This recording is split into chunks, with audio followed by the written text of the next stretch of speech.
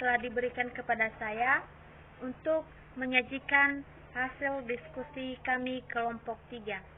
Saya sebagai penyaji kedua, nama saya Salome Waruwu. Materi dari pembahasan kelompok kami yaitu teori belajar kognitif, sosial, dan humanistik.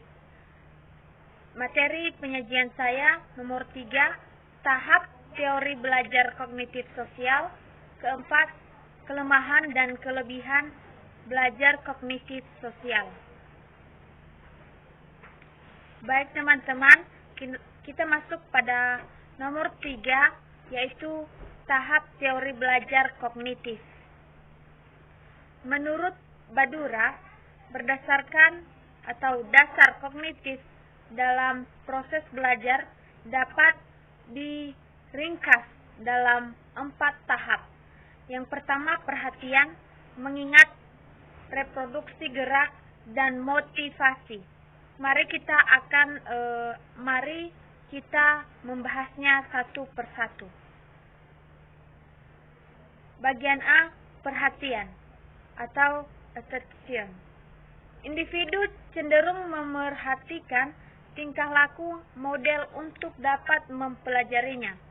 Perhatiannya tertuju kepada nilai, harga diri, sikap, dan lain-lain yang ia kira dimiliki oleh model. Bagian B, mengingat atau retention. Individu yang sedang belajar harus merekam peristiwa yang ingin ia tiru dalam sistem mengingatnya.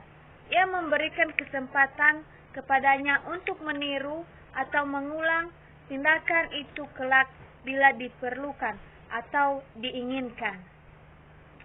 C, reproduksi gerak atau reproduction. Setelah mengetahui atau mempelajari suatu tingkah laku, individu juga cenderung menunjukkan kemampuannya atau menghasilkan kembali apa yang ia ingin dalam bentuk tingkah laku. Kemudian bagian D, yaitu motivasi atau motivation.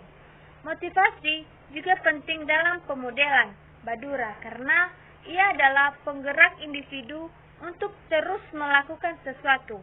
Jadi, ia harus termotivasi untuk meniru perilaku yang telah dimodelkan.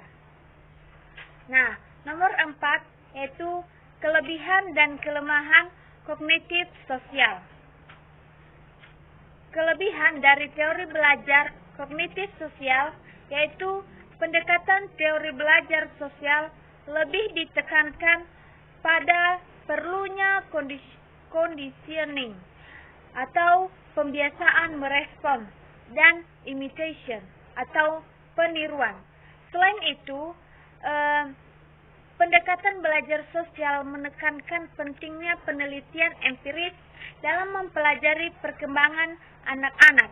Penelitian ini berfokus pada proses yang menjelaskan perkembangan anak-anak, faktor sosial dan kognitif.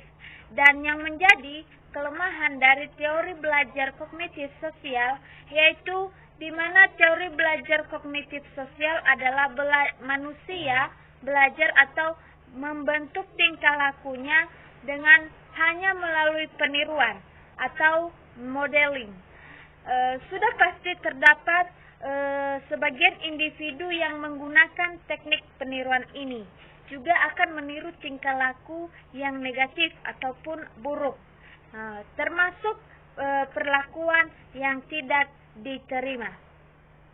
Jadi teman-teman, itulah penyajian dari saya. Saya ucapkan terima kasih dan dilanjutkan oleh penyaji ketiga.